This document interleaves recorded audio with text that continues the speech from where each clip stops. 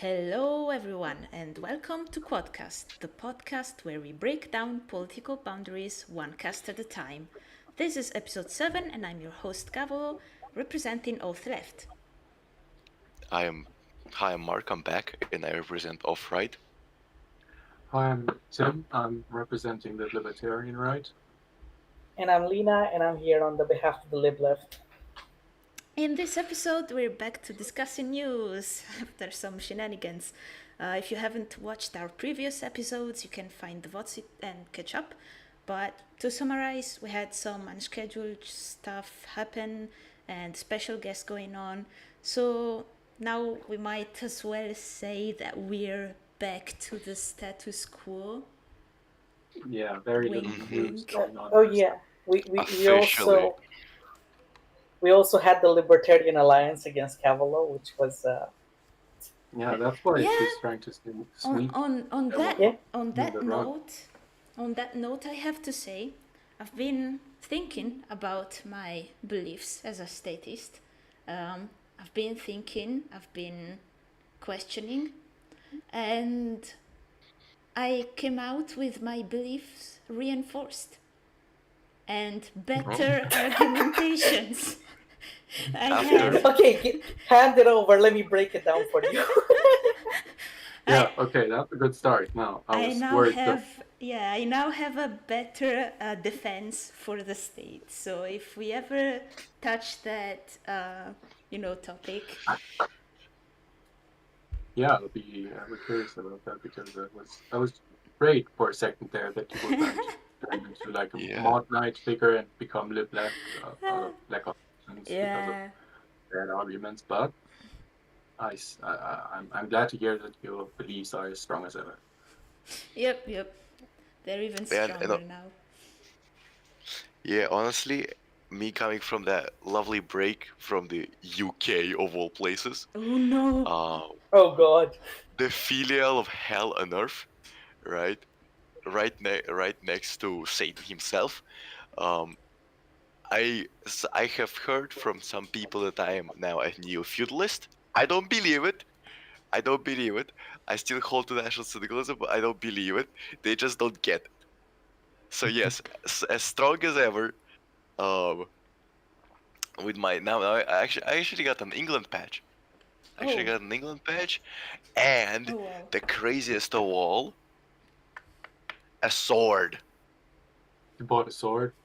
Yeah, it is not like Based. it does not. It's like a dagger. It's not, of course, sharpened. It's like a souvenir, but it's actual steel, and it's heavy. It's heavy. That's actually Nice. Sharpen it. Sharpen it. Yeah, do sharpen it. Honestly, you don't even need to sharpen it. If you hit hard enough, like it can cut. It can easily do that. It's not, you know. Yeah, that's nice. It's nice. Heard England was a lovely place to bring back knives from. Yeah,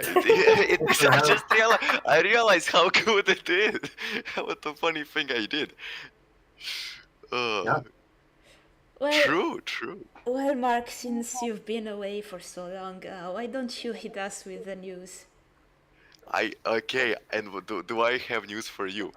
So recently, last autumn, Deputy Minister of Interior Bensi Retvari said that we're going to have in Hungary here, we're going to, but there's going to be a ban on phones in schools. So, and allegedly, from what I have heard, and from other different sources, it is due to some, let's say, illicit activities happening with filming by teachers and high schoolers of lower grade students, Right. which is ironic because Hungary is the same place where the age of consent is 14. So you think, oh, you cannot go lower than that. Psych, you can. Hungary again with another banger for the day. It's lovely. So and Typical. yeah, and so it doesn't only include phones. First, as I heard, it would only include phones with the camera, So I was ready to buy myself a nice, stylish Nokia 3310 flip-flop, or right, to really have that Russian 90s businessman style, you know. Um, and then it involves all the phones and all the like smart devices. So my smartwatch, I cannot bring it to school either. So now every single time I have class, I need to take out my laptop and check like, oh, what's the time? Or go to like one of the clocks which is like in the middle of the school, which is to hell and back, and check it there. So Right. yeah. Were you guys allowed to use your phones at school? Huh? Like What? when you guys went to school, were you guys allowed to use your phones? I think I had a Yeah, phone from Oh, I grade wasn't. I was one, yeah, but I was I allowed. it I was was a allowed flip to. phone. And, Yeah, I yeah, wasn't. It wasn't allowed up until university. Like in university you were allowed, but up until high yeah, school you weren't. So it was frowned upon at least. I mean, technically you weren't allowed to, but people use their phones for yeah, everything. They certainly yeah. didn't tell me. I mean, I'm I sure they. Yeah, we had go. a lot of stories about like teachers being filmed or whatever, and I mean, students, since they're forced to go to school, have too much time on their hands. That's what they're gonna do. But Yeah. banning phones, that's Yeah. something I first heard about from an exchange student in New Zealand, actually, and she told me about how they weren't allowed to use their phones because of all the gang violence going on in New Zealand. Because the kids are in gangs there, and they use their phones to like communicate and make I don't know, meeting spots and whatever, and doing drugs and what gangs do, I don't know. But so that's why they had a nationwide ban on this kind of stuff going on for years now. And I'm not sure if it helped or anything, but that's something I thought you only need to use in urban war zones, like apparently New Zealand. Yeah, Yeah, here it was technically allowed, but like if the teacher spotted you, they tell you to like cut it out because you got to pay attention to class. However, I did it all the time, and like nobody cared because I was the gifted kid. Bruh. So I had extra privilege. I also napped in class a lot. Yeah, I mean, I one time fell asleep in class when I was like in a I was in the front row, and that really it was a great 5 minutes. Let me tell you that it was a great 5 minute nap. it feels so much better when it's in inappropriate places, I guess. Yeah. Yeah, sure. I mean, I think I fell asleep once and I was made fun of, and so then I didn't for a while. But I became like very. There's some there's some things I did pretty good at school, and so in these kinds of cases, I would just like get out my drawing stuff and just draw for 90 minutes, whatever came to my mind, and wouldn't bother with, and nobody would bother me because I usually did well on the tests, and so yeah, I can relate to Alan's experience, but I never. I'm sorry, Lina's experience. I'm so sorry. Um, All good. thanks. Yeah, but Yeah. I never napped after that. I don't know. It was kind of embarrassing. The Uh, nap trauma is yeah, crazy. I've got to say I did nap sometimes at school, but I couldn't help it. Like I was trying to focus on the lesson with every fiber on my being, and I would still fall asleep. I didn't know how to fix the issue. Yeah, I mean, I guess going to medical school, that's something you Oh, experience. yeah, it was even before medical school, even in high school. I napped, but yeah. Yeah, but at the same time, school was like a time, at least for me, in which I could like stay up for really late, go to bed for like 3 hours and go to school. Very, very focused, no coffee, no anything, no problem. But I Wow. can't do I anymore. wish I was you. For me, I had some medication at the time which made me really sleepy, and well, the teachers knew that, like at least some of them knew that, because yeah. So I literally, like sometimes when the medication side effects got real bad, I would literally fall in and out of consciousness while writing. So all my notes were all over the place. Wow. Well, that's almost narcolepsy. Yeah, that actually is. Yeah, I still have that medication. Like it's fast acting medication, and it makes you sleepy as a side effect. I still have it for emergencies, but I don't use it on the regular anymore. So it's much better like this. Well, we should be talking about the actual news and Yeah, we're just kind of. This is how podcasts go. You learn random shit about every Yeah. podcaster. yeah. It's good. It's going to be like. I remember there was a meme with like a description of a Joe Rogan show where you tell Joe now how sky is blue and why sun go down. But the little headman says that milk not bad for you. The sugar is the enemy. You lie to Joe. Wow, wow. Yeah, he is Okay. like that. He's like He is that. like He's like a huge gorilla ruling like in he's England. he's Genghis Khan without Genghis or Khan. Well, he has Jamie. Wish I had a Jamie sometimes. So yeah, any thoughts on the Hungarian government being as authoritarian as it is? Like, I'm curious to know, Mark. Do you, as an authoritarian right, where do you stand on this? Look, honestly, honestly, I'm just gonna say I kind of do need to get some reading in. But for me personally, of course, I would say ban on the phones is it can sometimes. Well, let's just say today's generation of upcoming children, right? Oh no. Right? Today's upcoming generation of children, and let's just say their slang, who we're all lovely acquainted with. I'm not gonna say any of the words. They're banned on this podcast. They're banned. The brain Yeah. rot is banned here. We're not doing that. I'm gonna say it. I'm gonna say it. No, please. I'm gonna turn off my microphone before saying it, though.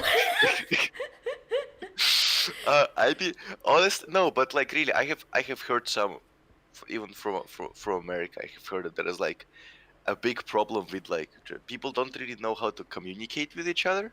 Yeah. And because again, I be like at some point, you know, like everything else, it needs to come natural, and I would say a child needs to like naturally develop a like a want and a need for a phone, right? And until they're, I would say, middle of middle school, they don't really need it because they don't have this, you know, complex logistics of friends, yeah. And all of it is rely, mom, I want to go to my friend's house. Can you drive me there? Okay, right? That's pretty much it. And then from the middle of middle school, yeah, this is where it's kind of like, you know, you can start giving your child a phone because they're developed enough. Basically, they know how to. Well, y'all are giving talk. them access to porn 24/7. Yeah, that's actually, Yeah. and I would go out and say like porn website. I would say they need to be banned. Okay. I would say Okay. old school. Find a magazine, brother, or use the imagination. I think the youth would be a lot better off with magazines instead of porn sites. Yeah.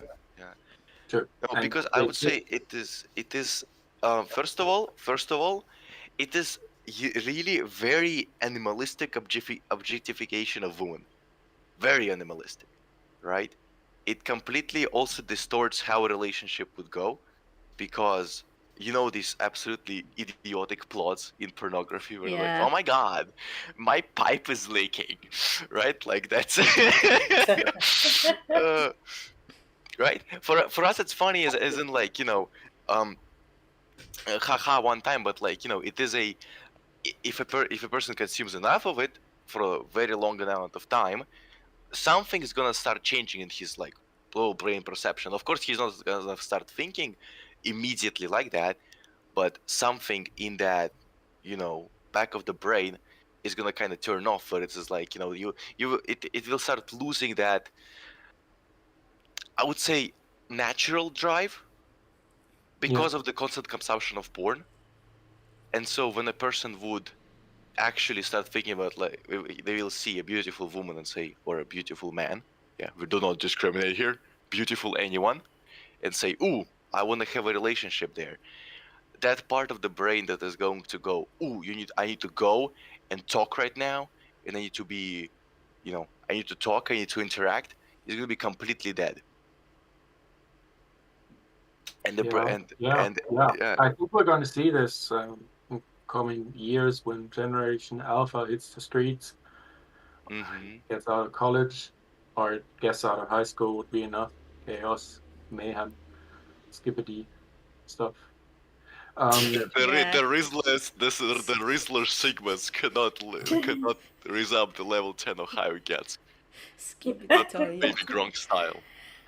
I'm so sorry, gentlemen. I'm so sorry. It just this language is an American problem only. At least I hope so. No, But if there is, we'll suffer the consequences of long-term porn addiction in young people, and I think this is going to play out really bad for society. Yep. Yeah, I do think. And so Mark would like to actually ban porn altogether, like as a government policy. I would say so. I mean, like, at least the websites, yes. At least something so easily accessible, yes. It needs to. It needs to have at least some kind of, this underground to it, I would say. Something like this should not be literally one click away. Yeah, I think so too. Like, you want to see naked pictures, you should have to ask your friends. At least, like, ask someone. Just looking it up. Yeah. I do think it's way too easily accessible, especially for minors. You literally have to click a button. Yeah. And it just destroys a lot of stuff. Like, to be clear, I got into that stuff later than most kids, so all the fucking porn jokes would fly over my head when I was young, and I'd get made fun of for it. So, but I'm glad that happened, that I got in it late, because it didn't really affect my brain much. And even when it did, I was like, well, this is fiction. I was okay. There's a difference in between how I act online and how I act IRL. Okay. I make. We don't know that. With friends, I make a lot of jokes in that area, to be honest. But it's like, we understand that it's jokes, and the world doesn't work on porn logic. So, like, I do think you have to.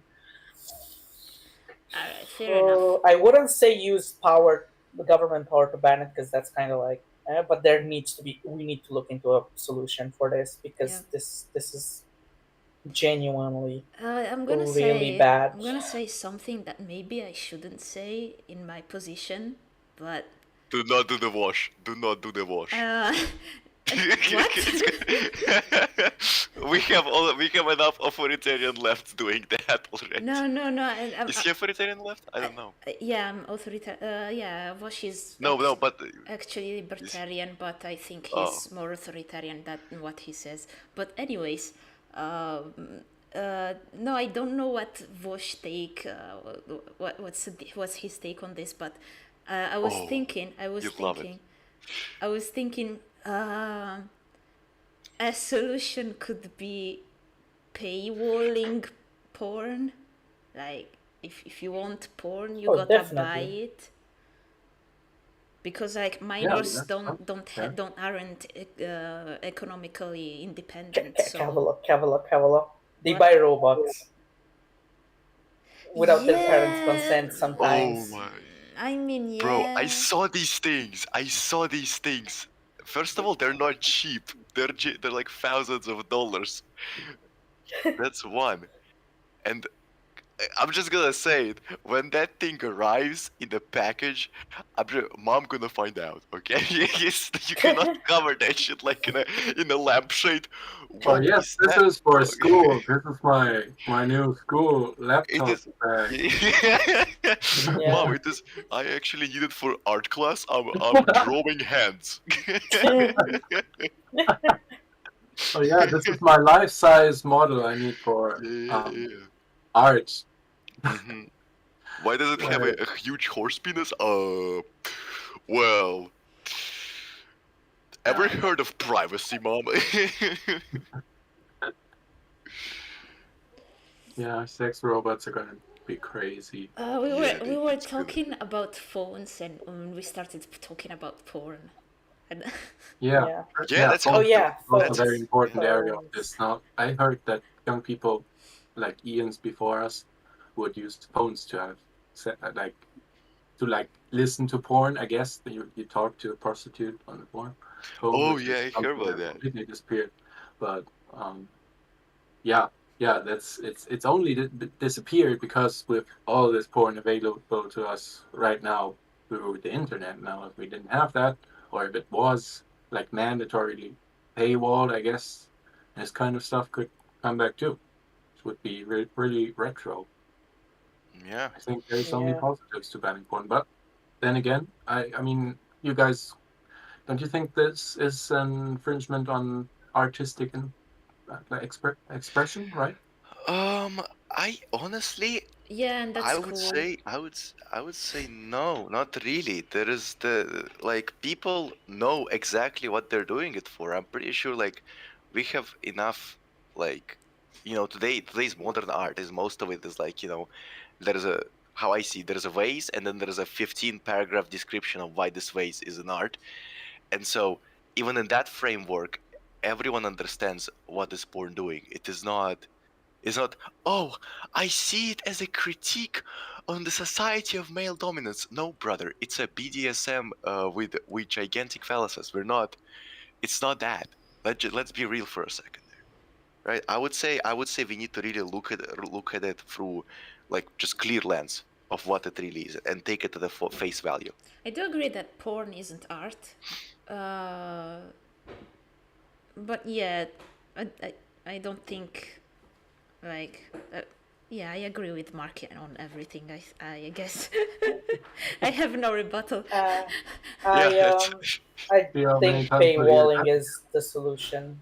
yeah, Honestly, I would after say. all of that, because well, I was like, I had my own like money independent ish. Like my father would transfer my allowance to my own account like at like 16. So like from 16 I could do stuff myself. But I know not every parent is that autonomy giving, you know. Mm-hmm. Yeah, And I think that until people develop you should still give them autonomy to figure stuff out on their own, obviously. But there's some things that you need to safeguard them from, like I don't know, a brain rot. I do not know. I much rather watch. Have you actually watched Skippy Doyle? Cause Oh I did. god. Cause me and my Oh friend did. god. It was. He came over and we had literally nothing to do. So I said, "Yo, bro, do you wanna actually see what Skippy Doyle is about?" And we're watching it, and we're like, "That's the same thing that I was watching in 2014 on Gmod.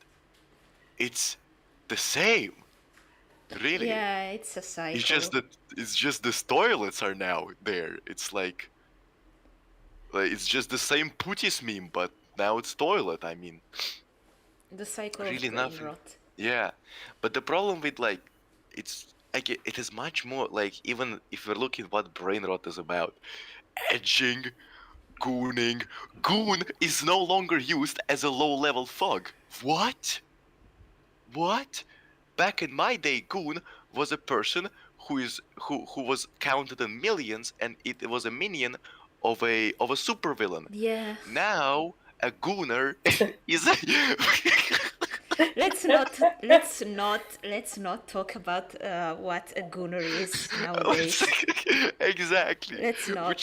Which is problematic because kids use this terminology, Yeah. Yeah. Yeah. which is crazy. So yeah, Yeah, I mean, it's so funny that all of us agree. Immediately, everyone just agreed on that. Yeah, well, I think the Quadcast, what do you call it? The porn payment paywall plan, right? The PPP. I Yeah, think that would be very successful. I mean, I think the centrists will have a problem because all of them are gooning their addicted. asses off All to of them are rent porn, but level 10 edgers. Yeah. I mean, I agree. but I agree with Lina but that it wouldn't solve much of the issue because kids still have their ways to get the stuff they want. But like we were talking about making porn less accessible, at least, and porn not being a click away from being accessible. So I think that a Yeah. paywall could be a way to just make it less accessible in general. A step in the right direction. I guess there are more things that we could do, but I can't think of anything right now. If you have more Thing is, ideas. like with the internet, anything, well, most things a paywall will find like a way past the paywall because piracy exists and all of Yeah, that. yeah, And that's true. But it's already you need to like understand what piracy is first. yeah, and like I found out about uTorrent like a year ago, and I'm 18, Ah, so you know. yeah, piracy is a noob. lost art.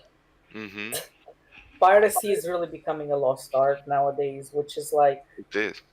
kind of sad, but also like it would make like paywalling stuff way more efficient.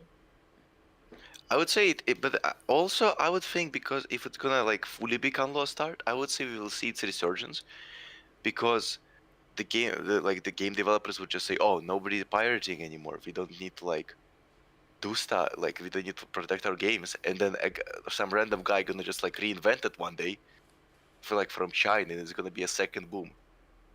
yeah, I think you might lose out on a lot of like less developed markets where I think piracy is a lot more prevalent. But when you look at Western countries, I think most people buy their games just of Steam or whatever. I only Yeah. found out about uTorrent a few months ago. Look, I grew up poor in No. Romania. Like my family was poor when I was a kid, and now we're like middle class. But like before all of that, my family was poor. So like I knew what piracy is at the age of like 8. Which is Same. real, Same which Yeah, actually. is based, that's based base. as hell. My father would like use since our internet connection at home back then was shit because we were poor. Nowadays we've got like you can literally pay like €6 for like a gigabit connection in Romania, literally. But back then it was way harder, and my father would literally go to his work. He's a teacher, and pirate stuff at work and bring it home. And Wow. like that's and we still have like stacks and stacks of CDs and DVDs of pirated games. Very nice. Real. I'm gonna mention something just to show how ancient I am. Does anyone remember or heard or has anyone heard of Emule? No. No. I thing is, I wasn't doing the piracy myself. I just knew it was a thing because I Yes, didn't have the internet okay. speed to do the piracy So myself. I remember when my father would pirate stuff, he would use a software called Emule, and back then I didn't really understand how piracy worked, but I could pirate stuff on Emule. Like I knew how to pirate stuff on Emule. And it was something that most people knew about. I think it was pretty popular, so but yeah, it's ancient. I haven't heard of it in a long time. So I'm not surprised nobody knows about it. I don't know. Yeah. I just go on sketchy Russian websites. I honestly I use root tracker and I never had problems with root tracker ever because like it's a very ancient Russian web forum. Like it's design is 2000s, old good school 2000 website design. Um, and you can find pretty much anything on it. New releases, old releases, obscure releases, everything. Films, music. Um, it even had like I'm pretty sure Cyberpunk appeared on it like 2 hours after the Cyberpunk came out. Yeah, Base. that's Russian efficiency. So my heart goes out and my shout out to every single seeder and pirater out there in root tracker. That's the people. That's the people. Yeah, Seeders, we Revolutionaries. love you. Hmm.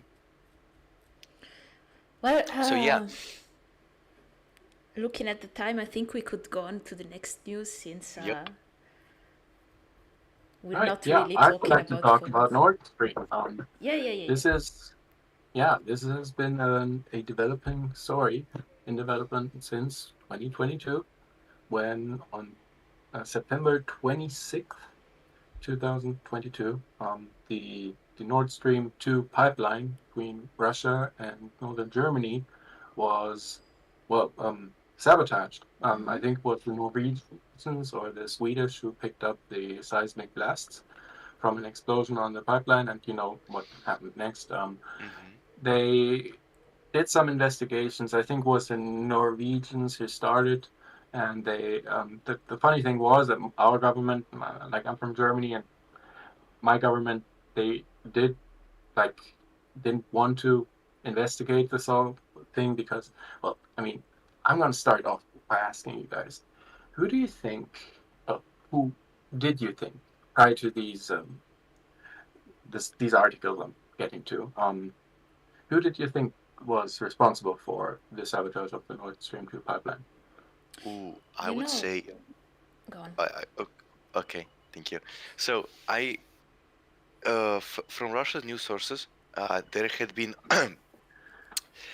there had been a lot of commotion when that first happened, and first everyone, of course, thought the Ukrainians just swim in there and they blew that thing up. Then, then they said that Americans actually did that because they have like they pretty much can go wherever they want in Europe, and why not blow up Nord Stream if it damages Russia, it benefits America. Yeah, So they we all remember that clip with the president of the United States and the free world by extension, saying that they put an end to Nord Stream. yeah, exactly. I just remember that Hmm. clip as well. Yeah, Exactly. And so then I also heard it was a joint operation of like, well, joint operation. It was Americans, but they like brought two Ukrainians abroad so they could have fun as well. So yeah, I would say I'm thinking it was like uh, a CIA thing, something like that. yeah, You yeah, know, I'm gonna be honest. I think it's either the CIA, because the CIA does a lot of fucked up shit. Let's be honest, yeah, true. like a Oh, well, let's be lot honest, of that's fucked up real. shit. That's Yeah, that's what they do only. and it could literally just be the CIA, and like it was 20 2022. Yeah. Yeah. Mm-hmm. Uh-huh. You know, the CIA is the CIA. It has to protect the interests of the U.S. abroad, and that also means doing violent coups and destroying infrastructure and all of that. But I think that amidst all of that, it could have also been Russia trying to blame the CIA. Like, I think that's a possibility, but I'm betting on the CIA more because this is definitely something they do. You know, yeah, Yeah, I would I say I had agree. I back in 2022 I had a clear opinion on this. I remember I followed the news and made myself an opinion, but I forgot. I genuinely forgot what I used to think and what my opinion was. I forgot the whole stuff. But yeah, uh, I think I stand on I think I agree with that with Lina there. I think it could be the CIA. It's definitely something they would do because you know, CIA. But also, Russia is always sus. I don't know. Give us the news. Yeah. So, the news coming out last week was about how my country has secretly been investigating this whole thing, and Oh, German prosecutors have published an arrest warrant out for a diver who's suspected of being behind this whole plot. His name is Volodymyr Z, which is funny, I think. That's cool. He's supposed to be a diving instructor There is no from way. Ukraine. Yeah, please and type the it whole in thing chat. is, well, He's as well Ukraine. yeah, you guys haven't heard of it? Are you kidding me? You must have heard about this when Tim, it came out. Well, Tim. I hope I can enlighten you guys and the viewers about this treasonous plot. Yeah, I mean, we should keep in mind throughout all of this that Germany is Ukraine's second best friend after the US. We're sending over tanks and ammunition and all those. yeah, You yeah. were you were Oh, also you were Germany. You were Ukraine's best friend like second time now. Tim, please, Yeah, please type in the chat the name of the person, please. Vladimir Z. yeah, he's which It's is which is firstly, very ironic because Volodymyr is also like the name of Zelensky, and then and Z as well as the first name of his surname, which honestly sounds like such a shit post. It really sounds like Zelensky put on a diving suit, took a bomb, and performed a Call of Duty stealth mission there. yeah, right. And it's getting worse. So Jens Rommel, our federal investigator in Germany, is also marking out 2 more suspects from Ukraine who are supposed to have been part of this plot. Now, this is stuff I'm taking from our state-owned news agency, which I'm forced to finance month by month against my will. So I'm going to use their sources, and I believe them. I believe them to some degree. I mean, they've been wrong in a lot of things which were political and very leftist. That's our state this media for you. But I do believe him a bit more than this other source I'm going to be talking about, which is the Wall Street Journal article. I think we've got that linked on the YouTube. Yeah. I can add it. Yeah. I mean, this is something I think you find with an easy Google search. Now, this is something that made the rounds like internationally. Our state news media has only been talking about how there were some suspects from Ukraine, and this diver who's now out on like an arrest warrant. He's last been seen in Poland, which is also something that's curious. I mean, if the Polish people are like hiding, and that would be some serious stuff.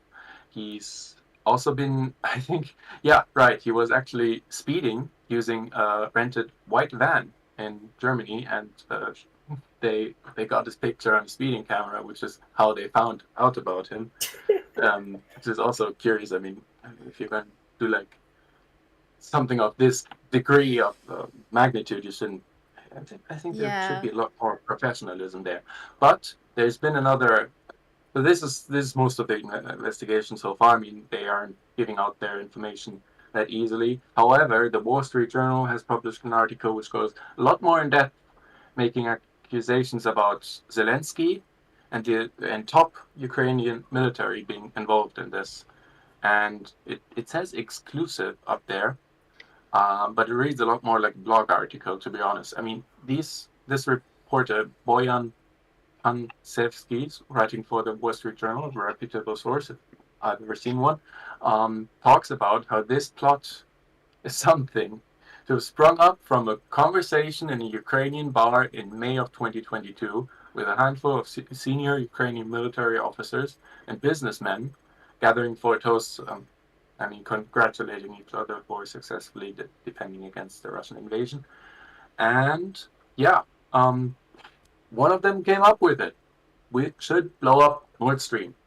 And that's where it started. It's supposedly been financed privately in the height of $300,000. That's supposed to be the amount, and according to people involved. They aren't naming any sources, but I mean, it's interesting, this kind of stuff being revealed. I think we also should keep in mind that I think it was another year after the explosion that Seymour Hersh, the conspiracy theorist journalist, came out with his accusations that Ukraine and top American information services were behind this. Yeah, this is something else that's being alleged in this article by the Wall Street Journal now, and that the CIA actually were informed about this by the Ukrainians, Oh. and in turn actually informed the German government about this before it happened, which would also be very interesting and cast a shadow on a lot of people involved. Supposedly, this plan was, they constructed over a couple of months, right, up to September 26, 2022, and they used a couple of civilian marine trained people like divers, as well as a top Ukrainian general, or at least officer, who were setting out to Germany to rent a boat. Now, this is where German prosecutors have some information I would deem credible. They've been investigating this boat, which was rented in Rostock. It was like a yacht, something you could rent, right? And they set out from Rostock. Actually, they made a couple of stops. They made 6 separate stops before returning to Rostock, if I can see that correctly. Not 5, but they went to a couple of countries, and all of that doesn't really sound that professional, if you ask me. But yeah, they stopped in Denmark, Sweden, and Kolotsberg before going to Wiek, right? That's back in Germany, and that's some time in there. That's when the blasting occurred, and all of the plan came to fruition, right? There were 3 blast sites according to the investigations right now, and they must have used like something they call HMX, which is a modern explosive controlled by timer controlled detonators. So we should suspect that these crews weren't on the water at the point of the detonation, which is why right now it's being suspected that they actually returned to Rostock, where they rented the boat at the start of their journey on September 7th. That's accusations from the Wall Street Journal article.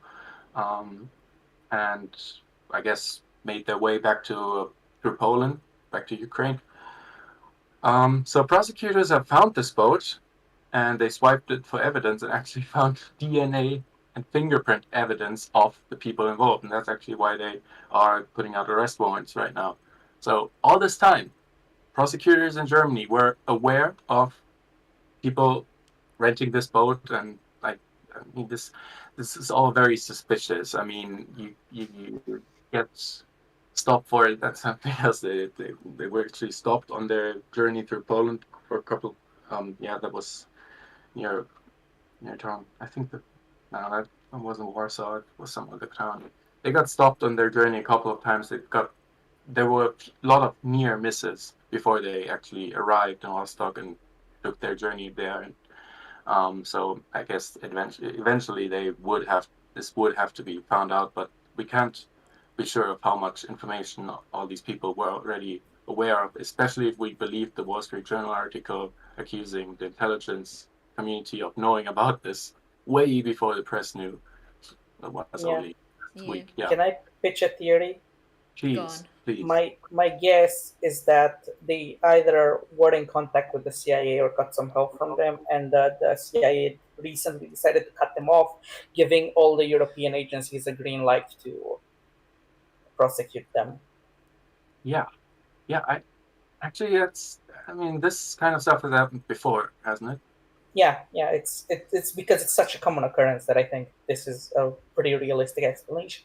But at the end of the day, we can't know because we don't have access to classified CIA documents right now. Yeah, we gotta wait until they get leaked.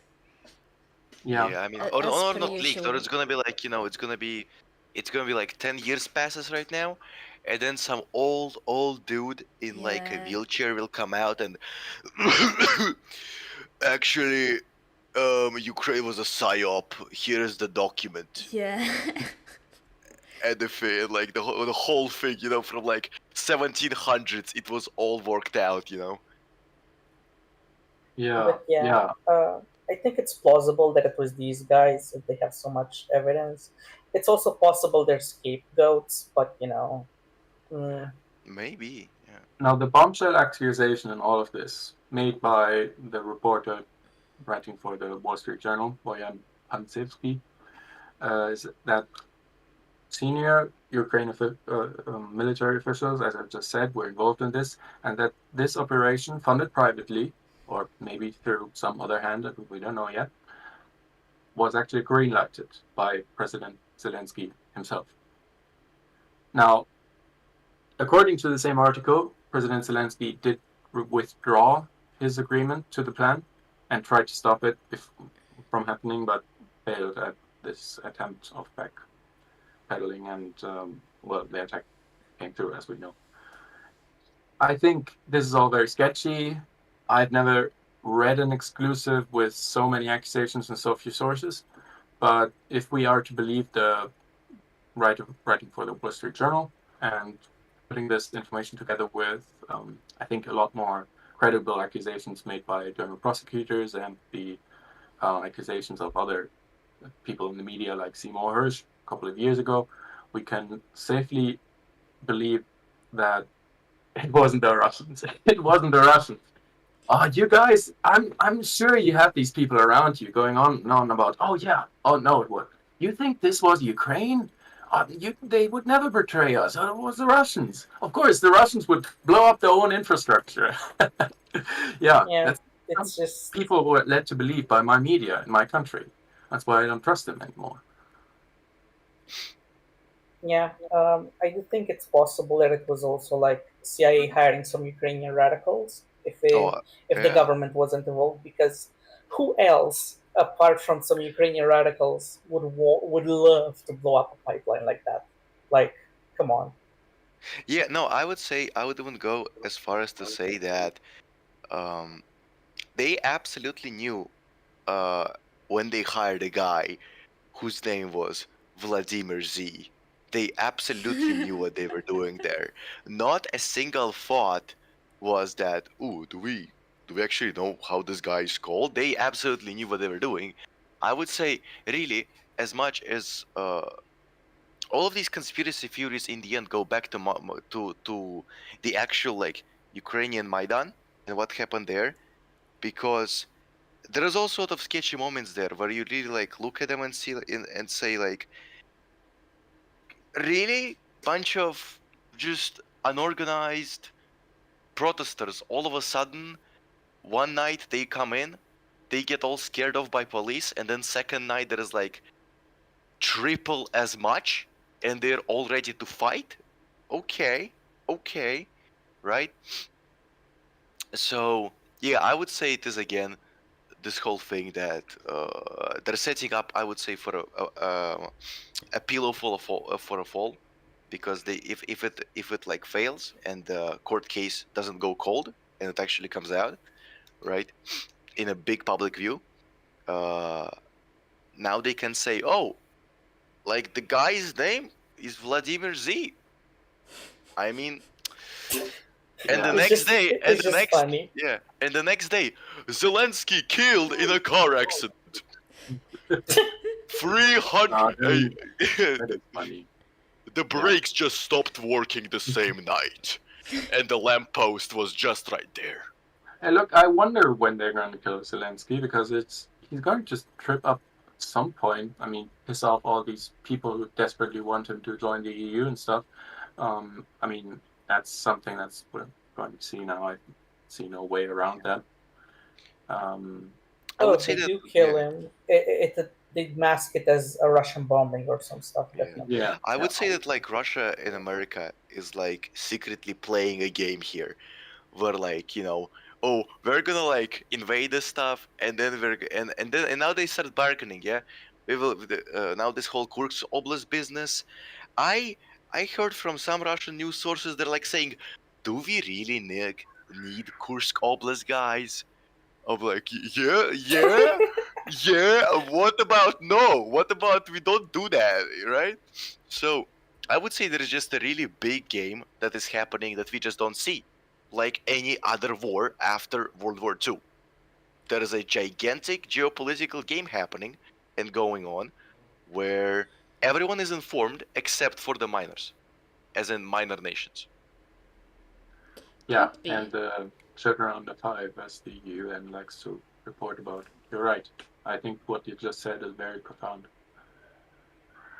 Could be. Well, anyway, but that's the gist of the story. There's a lot more to read about, but as I said, I would deem all of this information in the Wall Street Journal. I would treat it with a pinch of salt.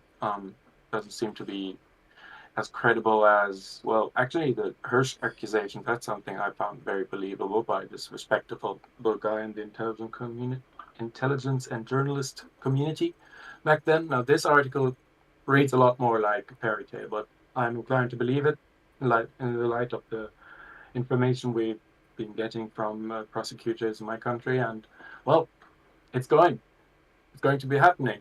It's happening right now. I'm saying it's happening. Yeah. I mean, what do you guys think would happen if we got very, very credible? Yeah, I guess like what's credible these days, right? Information is fungible. People like to lie themselves into what they like to believe, but I mean, if they have credible like evidence of Zelensky ordering all of this, what would happen on the international stage? Well, honestly, I still think Zelensky is based. Like, my opinion on bombing Nord Stream. I Carla, mean, please say no. Please. I mean, I don't know. I think the destruction of international infrastructure kind of bad. Freedom fighters. Yeah, they do swastikas. Yes, they crucify people, but they are pro-gay, guys. They support gay parade. Did you not know they have SS division, but they have gay division as well. Yeah. Look, Yeah. person, Oh my God. black person. Look. The guy with the gun. Reddit, assemble.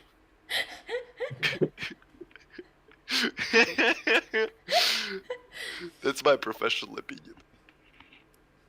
I wanna hear other people's opinion first before I finish mine. Thing is, I just think blowing up international infrastructure kind of bad because, like, that's a lot of labor and like capital that went into it, and you just blow it up. I think war in general is like very counterproductive. Yeah. And do we have any Keynesians in around here? I studied Keynesian model, and the last thing I remember about it is that unemployment goes vertical. That's it. That's all I know. I can pull it up right now. We will see. I mean, are you talking about the ISLM? Yeah, I'm talking about the short run and the long run. Right. That Keynesian. ASAD and all that. No, Yeah. Keynesians would have us believe that war is good and that war helps people because you get to print a lot of money, spend it, people go out into the factories, make the tanks, and they go home to their families with the money, and they buy bread the next day, and so the bread bakers have a lot more to do, and so on and so on. But it's obvious to me that war doesn't benefit anybody because you can't eat tanks. You could sack everybody into the army and you'd have nothing to eat. I think that was Hayek who said that. I agree. I'd say that overall, if production is made for destruction, then it is not really, actual production. You're just trying to destroy each other. You're doing more damage. Of course, the GDP goes up, but like if you break a window intentionally and then hire someone to repair it, the GDP goes up. Does that mean we have a better world? No. Unemployment goes down. Does that mean we have a better world? No, we don't. Yeah, but that number go up, number go down. What is the world? Yeah, no, it is mostly. I also heard that about GDP. It is like economic growth itself, for example, right? It does not reflect the income equity of the people. Like, the people, money grows in the banks and everyone, but like who actually has the money? Yeah, it might be 50% everyone has it, or 5% of people who is like 99% of the economy, and then like 1% everyone else, right? And the GDP is the same. For example, GDP is because it is consumers, it is consumer plus investments plus government plus export minus imports, I'm pretty sure. Yeah. Someone paid Um, Yeah. attention. and so yeah. I am flexing my economy skills. And so if any of them goes up, GDP goes up. But for example, I heard, if for example Japan has a gigantic earth-shattering earthquake, right? And now, of course, government need to spend more money to, well, restore Japan. The government spending goes up, which means what? Which means that GDP goes up as well. Does it mean that all of a sudden Japan became better because of an earthquake? No, not really. Yeah, Yeah. So that of course it's is. gonna equate out Yeah. by like consumer spending going mostly down and all the other stuff, but yeah. And that is why I am a big proponent of degrowth as a movement. Oh. Oh, Degrowth. that's a complete 180 then. So you're actually arguing for Here's economic degrowth. here's And the that, thing. mm, GDP, as an oversimplification, like we've had Mark over here explain it, but GDP is basically like the size of the economy, Yeah. which generally can mean good things, but it can also mean obviously bad things, like we've discussed. But overall, I think there is obviously a point in which the economy like only grows artificially. Like I think war is a way of artificially growing the Yeah, economy, which absolutely. well, Hmm. the weapon manufacturers are gonna love it, obviously. Um, We are living in the age of PMCs, that's true. yeah, and overall, I think just degrowing the economy it might literally be cutting back on some essential stuff as well. I do think we need to cut back on the artificially inflated stuff like Yeah, but warfare. that is the point of degrowth, the cutting down of the artificial growth. the Thing artificial growth, is, are you sure about that? Or are you saying we should cut down on the socially unnecessary growth? No, because like it also depends what you consider artificial because warfare is obviously an artificial way of inflating it because you destroy stuff and then you pay to repair it. Natural disasters are well kind of too natural to like use them to artificially inflate stuff. Unless we're going into conspiracy theories like oh the government can create tornadoes and shit like that. But Are it's they like not? what I mean, I'm sure we do have the technology, and I'm sure the CIA would do that in some like third world country if they wanted to. I mean, I think it's easier for them to just like simulate a mass hysteria, like Oh yeah, yeah, definitely. The Philippines vampire stuff, if you know the story. yeah, exactly. can I just But the oh, thing go on. is, what do you consider artificial, Cavolo? Um, you know, I wasn't ready to talk about degrowth, so my head is empty right now. But I will tell you that my beliefs come from a YouTube channel, and you can find it, and it's called Think That Through. And it has a great video about degrowth that you know I completely agree with. So I don't know. You could watch that after the episode. But yeah, it was The classic auth-left. Read a book. Read this exact theory Yeah. that I have read.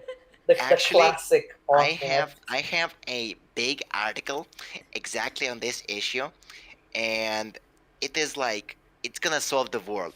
You look, just need to read the article. look. I was not The classic. prepared. I Read the was theory. okay. I was simply not prepared to discuss about degrowth. Okay, I'm giving you my sources. I'm giving you where I got my beliefs from. And my I source is don't know. Google. You know, seriously, I think we should talk about this another time because legal up is a I would huge topic, definitely. and I think it's very, Yeah, we could Yeah. very apt right now. we could make a debate next episode. Yeah. Yeah, and we have Okay. like let's go, because we technically have 3 minutes left.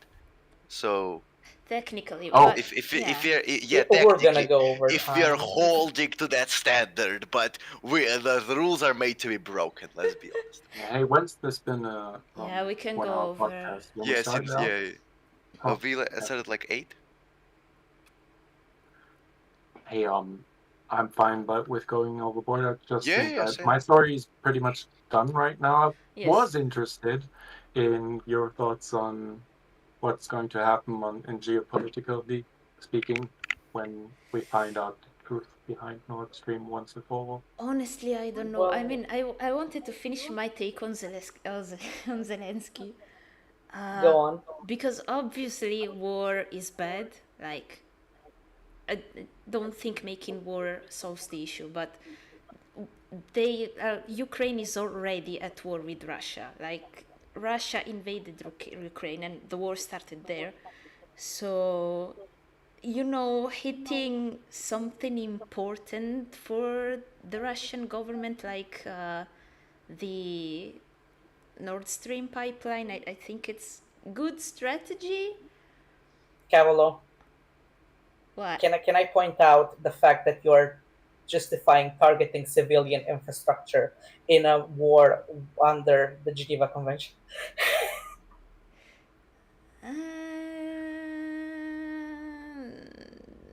Was that infrastructure being used for a military purpose? No.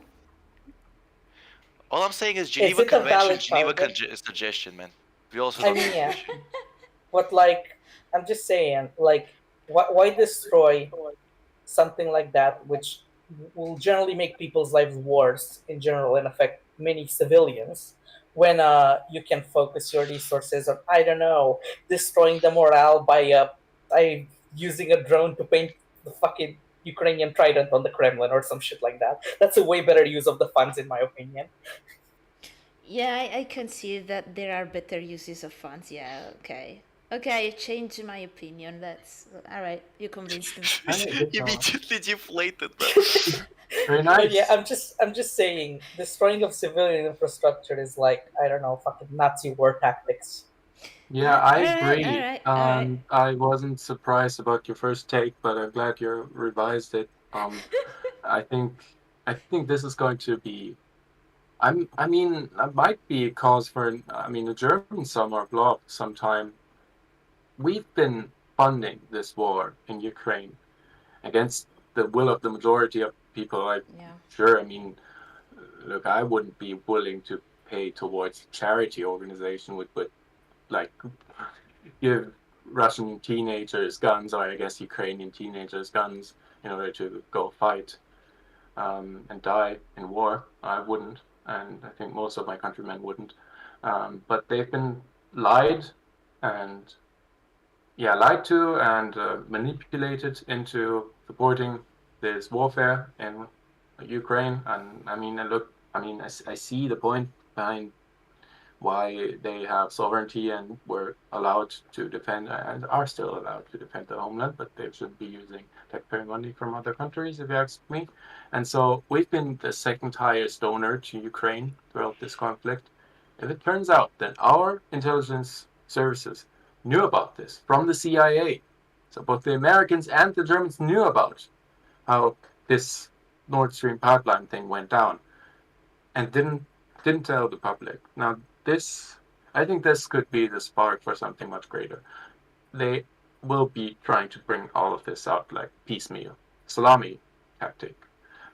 They're going to publish more of these articles, alleging more and more stuff, and none of these headlines really reach anybody because they're being suppressed and they're not being echoed, and the state-owned media and the boomers won't download Twitter anyway, so they're not informed.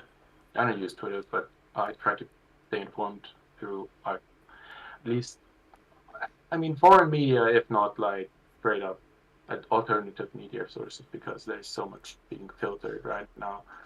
I see a lot of potential there, a lot of pent-up political anger at these people enriching their friends in the war machine by the use of taxpayer money, and Ukrainian teenagers dying for it. Hey, we haven't heard Mark's perspective yet. What do you think is going to happen geopolitically? And I guess I was talking about like internal politics in Germany because that's where I live. But I mean, wouldn't this be earth-shattering news if Well, found some actual? as much as I am on the something will happen team, we forgot already. Because of Brad Summer, I believe, Donald Trump got shot, gentlemen. Several weeks ago, he got shot. Yeah. Yeah.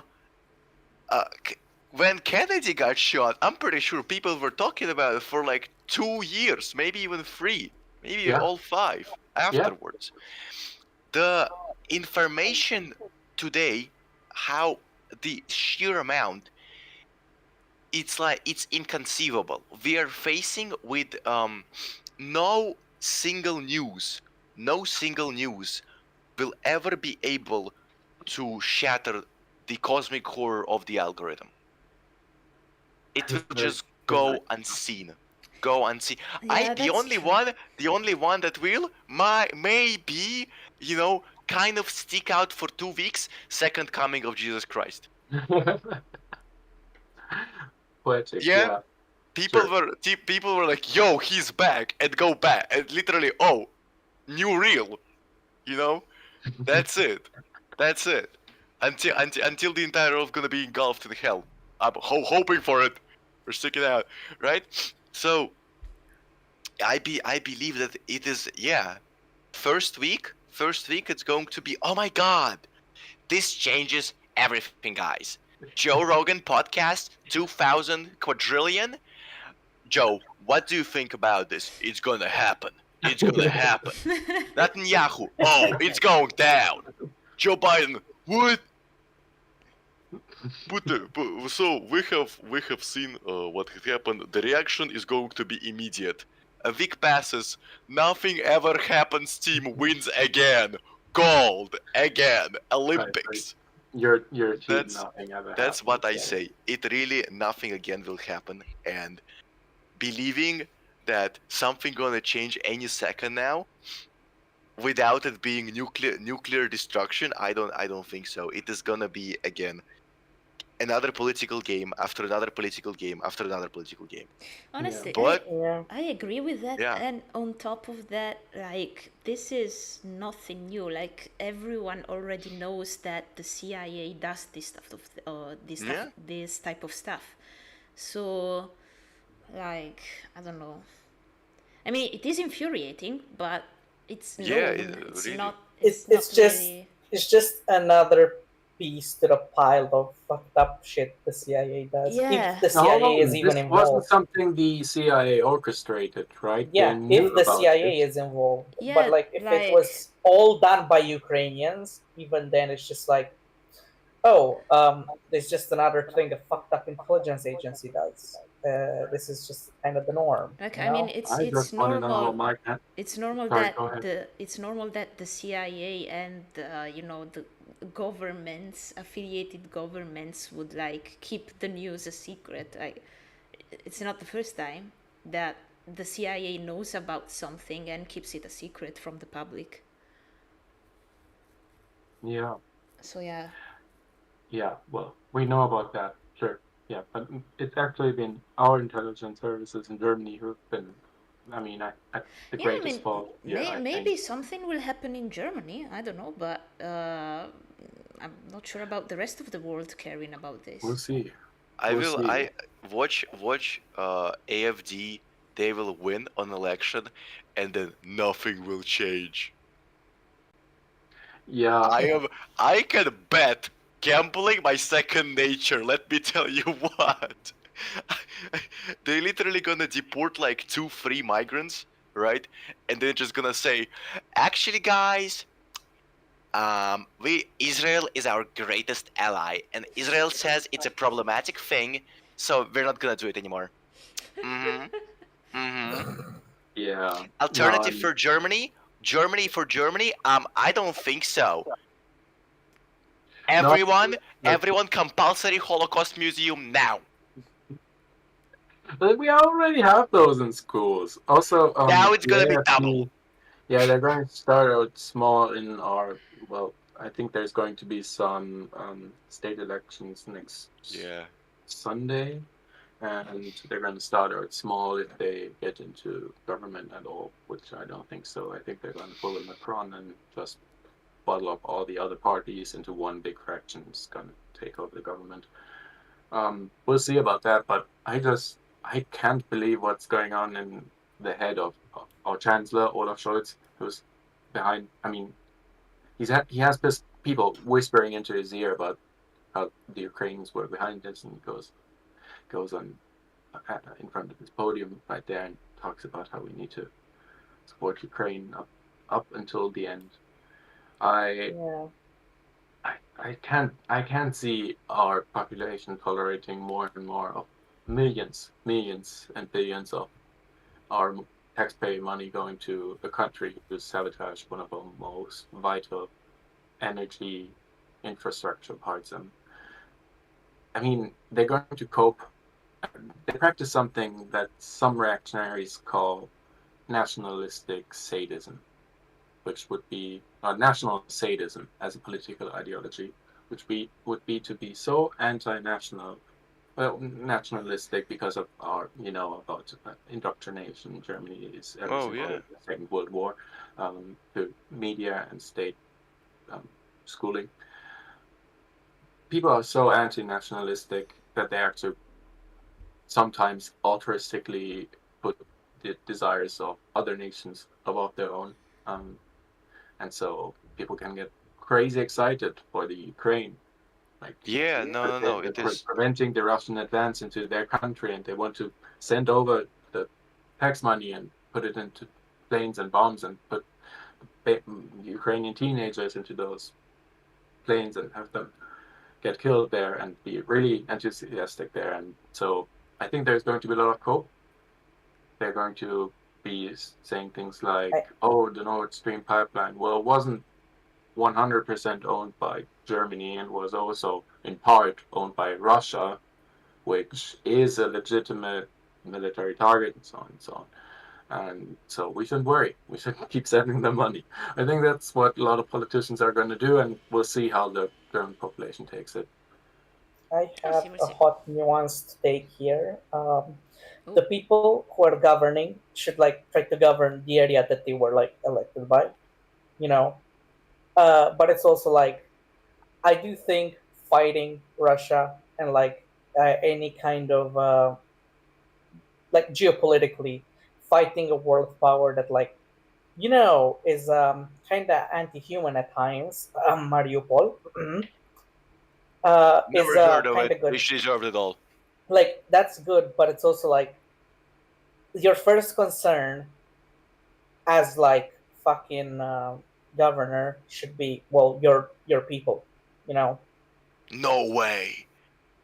I don't know. That just kind of seems like pretty logical to me. Like, sure, I am. I do think like the concept of a nation is stupid, and like the way elections work currently is just like, oh, this guy's gonna be in charge for the next 4 years, and you cannot kick him out unless you do like an immense amount of paperwork that nobody wants to do, and it's like people are just gonna forget this happened by the time the next election comes by, and they're not gonna be held accountable, and that's just how it always goes because liberal democracy is a fucking scam.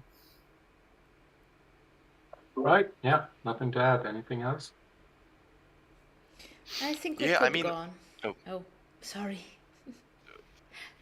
Well, my opinion. No, I would say, back on the point of national sadism, I would say the entirety of Europe is in it right now. I would say that even from Russia to Spain, all of us are made feel like we are the worst people on earth because of some guy who did slavery like couple of 100 years ago, whose lineage is most likely dead as hell, right? And then we did imperialism, and then we did World War One, which is now actually an imperialist war. And then we did Nazism and fascism, and actually they're the same things now, guys. And we're not gonna look into it. We're just going to say that all of it is bad, right? We're not gonna try and distinguish between National Socialism, fascism, national radicalism. We're not gonna do that because that sounds like we're being Nazis, right? Why? So we're going to make it all really nice, really black and white. America saved us all, brought our McDonald's and hamburgers, and now I can send my child to a school where they're gonna teach him to hate himself. Mm-mm. Very nice. Can't Very wait. nice. Can't wait. Yeah, we'll see how it turns out, but that's the path that's set before us, I believe. Yeah. What?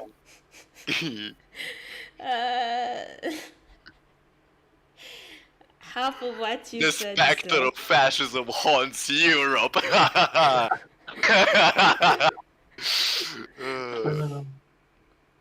Yeah, I'm not Your even gonna state- comment. Your statement is problematic. I'm not sorry. gonna comment because this is gonna go into like a whole ass debate. Yeah. It will, yeah, and it's like yeah, 9 o'clock. Yeah. And like I want to get to my news as well. Yes, it's, Oh yeah, you it's- have. Oh yeah, Lina has news. No way. Let's get to Alright. Lina's news. All right, this is a bit of this can be seen from multiple points of view. First of all, let's go over the history. Does everybody know Imane Khelif? Yes. Basically, this lady who has this boxer at the Olympics, who supposedly has high testosterone and is accused by some of having male chromosomes, like quote unquote male chromosomes, because chromosomes don't directly dictate your sex. There's like a bunch of shit going on there medically, and there's a bunch of conditions that can change that. Yeah. But even that is not confirmed. It's just an accusation. A lot of people were saying she is a man, and were telling her to like get off the fucking Olympics.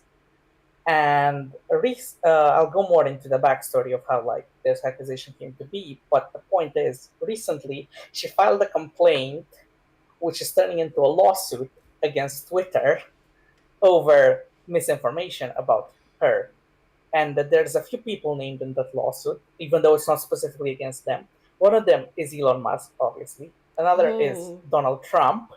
Then there's J.K. Rowling, and apparently Logan Paul as well, for some fucking reason. Logan Paul.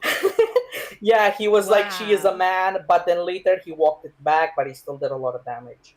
But the point is, But J.K. Rowling, didn't Logan Paul has that like drink Prime? Prime, with yeah. Yeah, I mean, yeah, he had Yeah. that drink. But yeah, Is it about the drink? Nah, Is it J.K. bad? J.K. Rowling has I'm joking. actually deleted a few of her tweets about her, and is very silent on Twitter. Now, how the Seen accusation of her being a man came to be is because there was an Olympic committee that has since been there's like the boxing committee that has been since revoked any authority by the Olympic Committee. Basically, it was headed by some Russian, and she beat up a Russian in boxing. And then they're like, "You're actually a man. We need to disqualify you." And they're not actually. Mark, you're echoing a bit. What? Anyway, you were echoing a bit. Sorry, what did you say? I think you had some echoing going on. Mark is echoing a bit. I'm echoing. Oh, it's fixed. Anyway, Oh, basically, that committee was like, you are disqualified based on some arbitrary tests we did that we're not actually going to tell you the results of. And that's so where that the was accusation. The boxing committee. Yeah. And Uh-huh. that's where the accusation of her being a man comes from. Okay, yeah. It comes off some very unreliable stuff. And like, here's the thing: she's from Algeria, where it's illegal to even be gay. Huh. So That's it's like there, and she had a father who was like women shouldn't be into boxing. So it's just like she was born a woman, raised as a woman in a country that like completely destroys any kind of like gender abnormalities, yada. And a lot of people accuse her of being a man, and now there's a lawsuit against it. And now there's a few things. Conservatives that are like anti like trans stuff going after her because calling her trans and stuff like that. Yeah. They're kind of insane. They're kind of insane. I know at some point they were saying that Macron's wife was trans. I genuinely believe on full force Michelle Obama is a guy. And now This is my personal take. I'll die on this hill with a knife in my teeth. Michelle Obama is a man. There is no other way. It's the biggest conspiracy ever since like 9/11. Yeah, I'd like to hear your source. Yeah. But the main I mean, question I have here with this is a lawsuit like this, well, legitimate, I guess, moral to do, or whose burden is it to prevent such misinformation? Yeah, who's the lawsuit against again? Twitter, no? Specifically Twitter. Huh. So Oh, that's under interesting. the Yeah, under now I'm the getting French, interested in this. Yeah, this is under the French law, it was like filed at a Paris court. It's against unknown persons.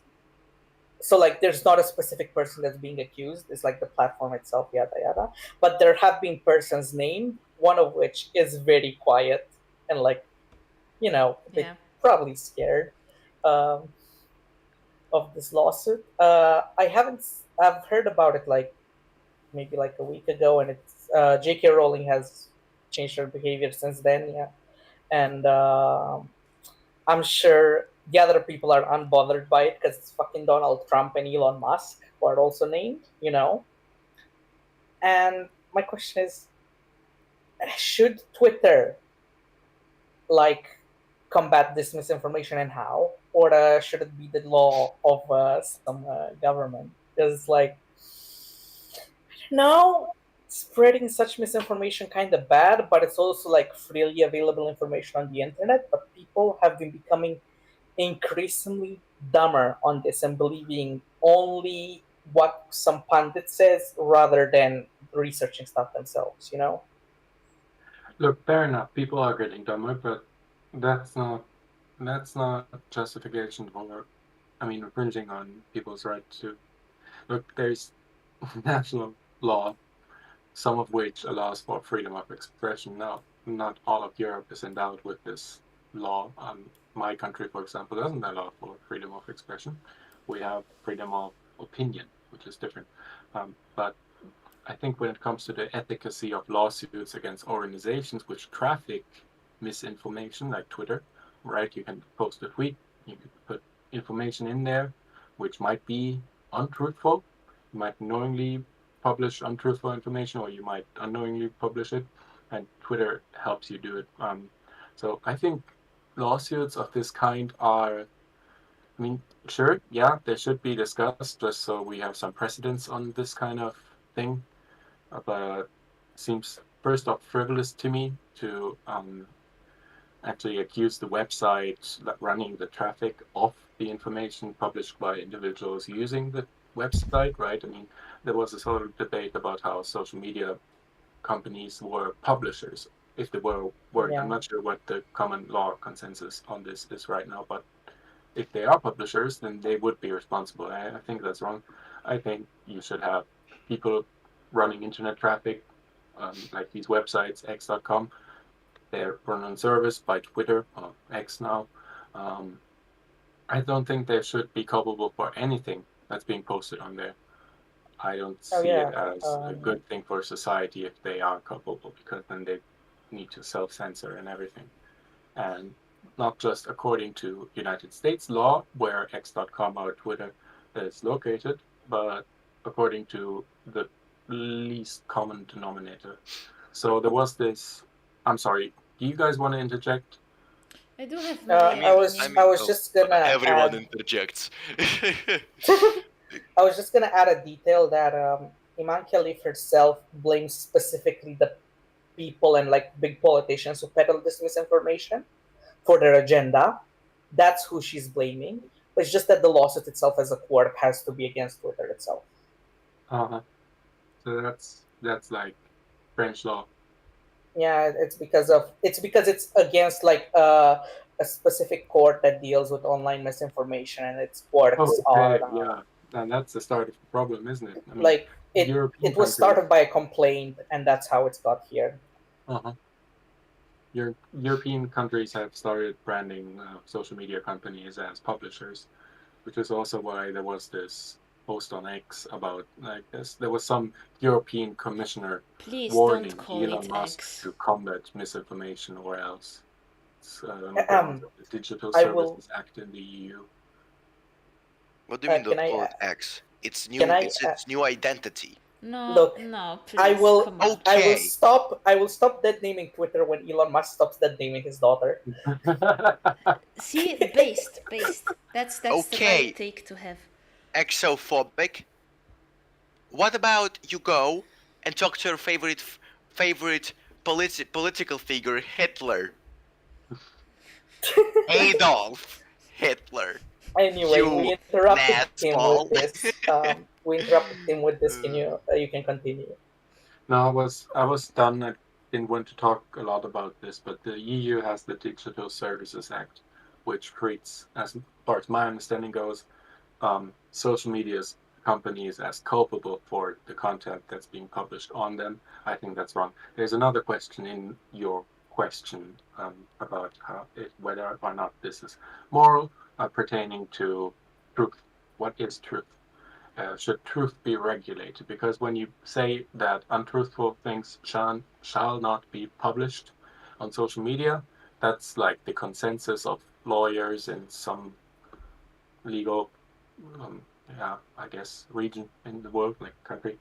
Then they would have to have like a state authority mandating what is true and what isn't. I think that's wrong. I think it's very dangerous. And I think Orwell and all those other apocalyptic writers of the 20th century have warned us of this dystopia that arises when you make Orwell? I do something have. determined by government. I do have to say, we're talking about the truth about a person specifically, like not a fact or a concept. We're talking about a person here, and I think that person has the right to,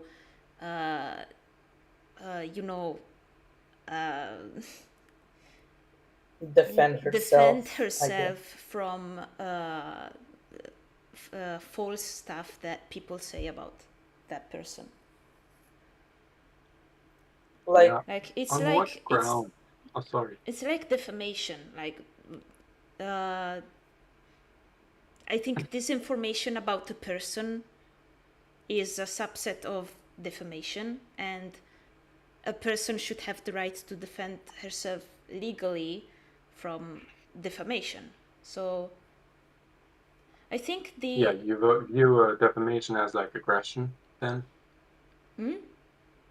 You view defamation as a form of aggression, like Well, something you could yeah. retaliate against by yeah, suing them. yeah, definitely. Huh. Yeah, I mean, that differs from my understanding of aggression. I think words used by people, written down on the keyboard or on Words paper or can have spoken to microphone. consequences. They can have consequences. Yeah, sure, words can have consequences, but banning words is never. I mean, look, that's, I guess that Okay, would be I'm not utilitarian talking about. argument, but I'm not talking about the banning, like.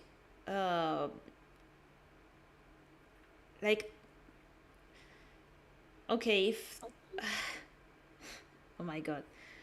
I don't think like the government should step up and ban some words, or straight up ban defamation on platforms and stuff like that. I just think that the individual should be able to retaliate against it. well, yeah, that would assume that government should regulate speech. I mean, you need to say government should regulate speech in order to in order to support that statement, but I mean, that might be your position, right? I just think that speech should be unregulated because the truth is subjective. I mean, look, it's objective, but we can't be sure of it. Any one of us can't be. We shouldn't find ourselves sure of it because we can always be wrong, and we shouldn't give it into the hands of some authority, right? So, yeah, I think defamation has never actually been something you can retaliate against. I mean, people do, right? You get like street scuffles where people, it all started when this one guy was said a mean word to another guy and works out to the whole thing on the streets. See how that happens all the time. Sure. I think it's wrong. I think as soon as you get violent, that's when you're actually trespassing onto another person's rights. And I think that law should only prosecute the actual aggression between individuals, and I don't think words can ever be aggression. Okay, but It's why obvious to me why that put people at risk in the first place? Because, you know, saying that this athlete is a man is risky to her, because then, you know, transphobes can threaten to send bombs to her, stuff like that, just dox her, and all of that stuff, and it can happen, like it's a risk. So I think that person should be able to retaliate against that risk.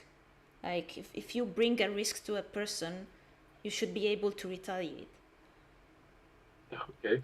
I'd Okay, like to well, point out that we are running into the paradox of tolerance. Specifically, a society which tolerates intolerance can be consumed by intolerance. no, Now, Yeah. here's the thing: I do not support the censorship. Fuck censorship. I think that there is a way better way of dealing with this. I think that promoting a culture of educating oneself with facts and getting I don't want to say getting the right axioms in people's like heads, because it's like kind of Propaganda. indoctrinate. It's kind of indoctrinating. It's just there is some stuff that is verifiably false by the definitions people use. It's just that they are actually using their own definitions wrong, which bothers me specifically, because their own definition of what a man and a woman is like, because we're talking about like trans folks and stuff. If you're born with this, you're that. If you're born with that, you're that. That's their own definition. It's just that they are bending their definition maliciously to create this danger on certain people, and we are this idea is getting dangerous. What Cavolo is trying to say is that this idea is getting dangerous, and there's like, you know, trans people getting lynched for stuff like this. Yes. It's all part of the same thing. Now, I well, think that the thing that should be prosecuted is the lynching itself, because, you know, that's the aggression. It's just that we need to find some ethical way, some moral way to combat this more effectively, because this does present risks that we need to minimize. It's just that censorship is just going to end up at some point in the wrong hands, and we're going to end up with fucking 1984. yeah, yeah. Well, I mean, I'm not sure if you guys have anything to add. Also, I would like to say that, hold on, you weren't quite clear on these tests that the boxing, was that the boxing championship or what's it? I don't know, boxing organization doing these tests. That the committee there, they did do like chromosome tests, right? So just saying, They initially said that she had male chromosomes and they disqualified her for that, but in a recent statement, they said that they aren't willing to disclose the type of test they did. They actually did. huh? So they said Sus. they might have lied. Yeah, that's the thing. It Huh. all could come from a literal lie, and Wow. even if Wow. it's not a lie, she is a woman, like not naturally born woman, cis woman, who was assigned female at birth, obviously, and who is from a country which does not tolerate any kind of like transitioning. Are you And saying that she couldn't be trans because her country doesn't tolerate the kind of stuff. Yeah. Right, now I get it. Yeah, I think I So missed something there when you so explained the it. whole thing Yeah. so the whole thing is about that everyone thought that she's trans. She's actually not trans, and now we have a misinformation about that. Yes. Yeah. That's the whole idea. And Okay. Okay. I see. like, there's Well, no I way mean she could be trans. that's honestly She that, does have natural high levels of testosterone, though. I need to point that out. Which is I see what they're that. using to accuse her of being a man. She could Well, just be the doping. only I thing I mean, could well, maybe she was like I don't. The only thing I can approach it, maybe like did they test her for doping? Maybe she was like doping that time. I don't know. yeah, that's what I thought. Oh, women athletes tend to use testosterone in, like, Yeah, so maybe she know. was just doping, and that's the that's what caused the commotion, and people Thing just didn't is that understand that. if they had a valid reason to actually disqualify her, they would reveal it. Yeah, Yeah, I that think is so too. also true. That's how transparency works. That is how No sportsmanship way. should work. True. I don't know. I think organizations like this should, like, put all the information on the table. And thing is, there's people who are purposefully misconstruing such information for their hateful agenda. And I They, think that's kind of bad morally to do of them. I don't think we should literally just ban them and censor them, because, like, that's not gonna fix it. okay. That's just gonna move them to some place else on the internet that allows for Yeah, even yeah. worse stuff. Kiwi farms, 4chan, stuff like that. I do Hey, think. Reddit. I do think But the Be best. me, completely Oh straight. no. See man for first time. Erection hard as a rock. Anons, am I still straight or gay? average r/green text. Be completely straight. Yeah. Attracted to male thighs. Anons, am I still hashtag Ariel approved? Yeah, Cavolo, go on. I was saying, I do think the best move for her should have been to oh my god, I forgot the term. The lawsuit should have been to direct the lawsuit to the boxing organization that didn't wanna disclose the tests. I think that would have been smarter. Oh yeah, I think that's way more moral, because, like, you're fighting against Yeah. some organization that's being opaque on purpose. Yeah. And this is something I heard that I also mentioned before, but, like, apparently it was like a Russian guy in charge of that ruling, and she beat up a Russian boxer, Bruh. and, like, it could literally just be that, and, like, Yeah. he found, like, the fringest thing he could find to disqualify her, Yep. and like, it could be that. I That's don't an think it could be that explanation. because everyone hates Russia now. So, if anything, it only benefits everyone who doesn't like Russia because, like, oh look, Russian athlete got beaten in the boxing match. I don't think they Yeah. would defend her. And also, wasn't she beating a Russian athlete at the Olympics, which were after she was disqualified from the boxing tournament? She was doing that at a different boxing tournament like 5 years ago. Oh, And okay. that Yeah, I don't boxing watch the Olympics.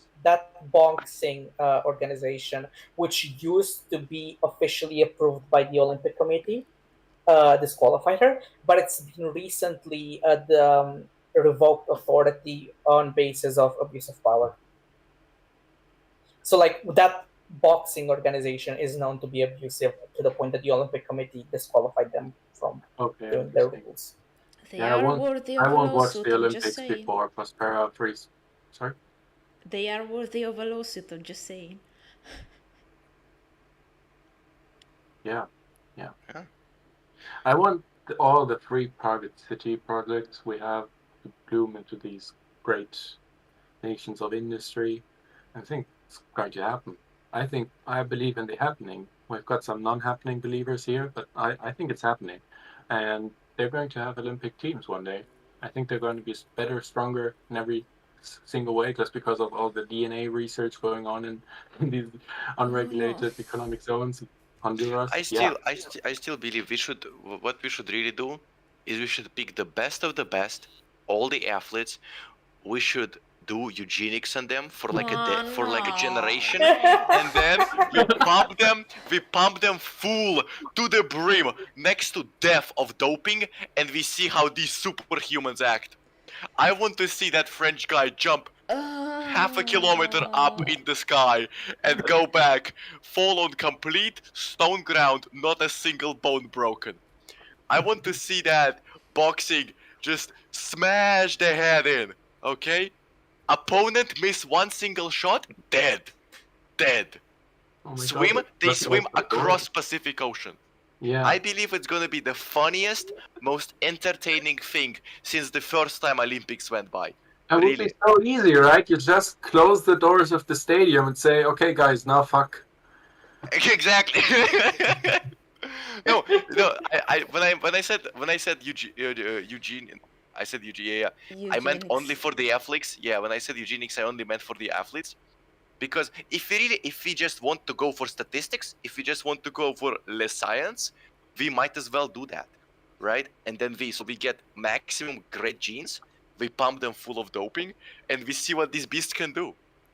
And everyone else is gonna like watch it and like, yeah, this guy just ran across the entirety of France and he did not stop for a second. Yeah, that's apparently it's humanly possible now. Mark, I'm starting to have mixed feelings on your return to the podcast.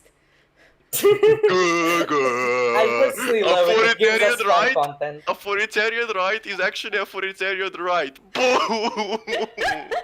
Yeah, that's great actually. That's actually great content. No. I'm neo feudalist. I'm for medieval times. I believe after 16th century we went badly. French Revolution, my biggest stop is French Revolution. Fuck French. There's also another angle to this, and that's perspectives. Trans people competing in the Olympics. Where do they fit in? Okay. Like, easy solution. I know Cavolo and I agree on the solution. We arrived at it separately. Cavolo is also a medical student, so like, he's probably arrived at it on a. It's such a non-issue. Honestly, it's such a non-issue. Okay, I wanna hear Tim and Mark first, and then I'll just.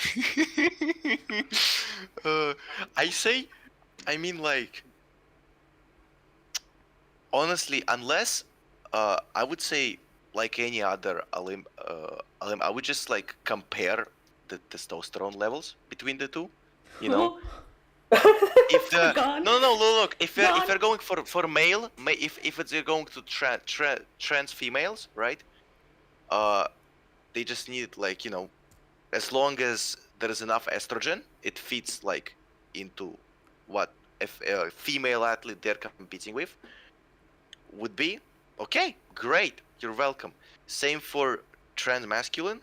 If they have enough, you know, they have the same levels of testosterone as the all the other male athletes, yeah, okay. That's what I would say. We're going on purely scientific statistics. Tim? Yeah, no, I'm more partial to the chromosome analysis and using, I don't know, I guess biologically sound reasoning is being used right now, textbooks, to determine the sex of athletes. I think that works best now. There are a lot of people who find themselves, I mean, look, they're statistically a small minority, but they do exist and they might want to participate in sports. They are called intersex, and we already have them in textbooks. I think we should apply very non-political biological consensus on these topics in order to have athletes with similar strengths and, I guess, sex compete with each other. And intersex people, I guess technically they would have to participate in the Paralympics under this system, which doesn't sound fair. but then again, some people are born with broken legs, so I mean, if they want to become an athlete, they will too. At Alright, no fault so of their own, have to participate in the Paralympics. Yeah, that's my solution. you're viewing this from a different angle from the rest of us, basically. Yeah, Because, fun fact, the solution that Cavolo and I agree with is exactly the one Mark proposed. Yeah, because okay, hear me out. The goal is to make the Olympics fair. So why keep the division between male and female? Why not destroy that and replace it with people with testosterone, with high levels of testosterone, and people with high levels of estrogen? Like But then that. people with high levels of testosterone going to absolutely smash people with high levels of estrogen. Yeah, that's why yeah, we that's keep why them they don't compete separated. against each other. Yeah, that's why we keep them separated, right? So instead of separating based on sex, we separate based on the hormones because that's what Isn't that gives a the part extra of strength. criteria for sex? It's part of it, but it's not the only part of it because sex is also can be determined by the gametes and you know what type of egg you produce. Thing is, It can like be most defined by phenotype and genotype. So, you know, going. Phenotype doesn't phenotype define ethnicity though? I'm pretty sure phenotype defines like where you're from. What? Where are you from? What? uh, I'm pretty sure that's what phenotypes are for. No, That's what I phenotype. Yeah, heard. I That's mean, what I Okay. look, heard. I'm not medical student. I'm history. phenotype is just what the Pheno- organism looks like. phenotype, And, yeah, is just what the result of you know your biology. So what you look like if you have boobs, yeah, if you that's have how babies are yeah, diagnosed at birth. yeah. thing So is, most features that you associate with one sex or another are literally given by the hormones. That also includes muscles. Estrogen destroys muscle tissue, and testosterone helps build it up. And in most sports, that is the biggest contributing factor, testosterone or estrogen, which is exactly. why we separate the two sexes in the first place. Now, there is also the factor of bone structure, which is also affected by hormones. But if you already have a developed bone structure in one way, transitioning it isn't going to be as effective later on, which means that you might have a male bone structure, but like still female muscles and stuff like that. That can happen. So, and that's why like trans people should be able to transition as soon as they are of like consenting mind and like with doctors approval and all of that, yada yada, but as soon as possible to give them the best results of going to the opposite sex, you know. But Yeah, yeah, all right. I think we've heard Yeah. all the statements. I wish we could have a debate, but I think we should. I mean, sorry, were you going to say something else, Mark? No. Yeah, I think there's another news story we have. You guys are yep. done with this discussion. Yeah, that's my turn finally. Yeah. I'm gonna. We're at the end of second hour. Yeah. I'm gonna keep it very short, so maybe we'll finish before the second hour. I don't know. I'm gonna keep it short, so because it's not that big of a deal. But so here in Italy, there are different ways to get Italian citizenship if you're a foreigner, and the current government is proposing to add an extra way to get citizenship, which is based on how much you've studied in Italy. And this amendment to the law about citizenship has been proposed by the moderate right party, the one that was once led by Berlusconi before his death. And this is very weird coming from the right, but it's less weird if you consider that it's more moderate. Basically, this proposal is that people that are born in Italy or arrive in Italy before turning 12 and then study in Italy for more than 5 years become eligible to, request Italian citizenship.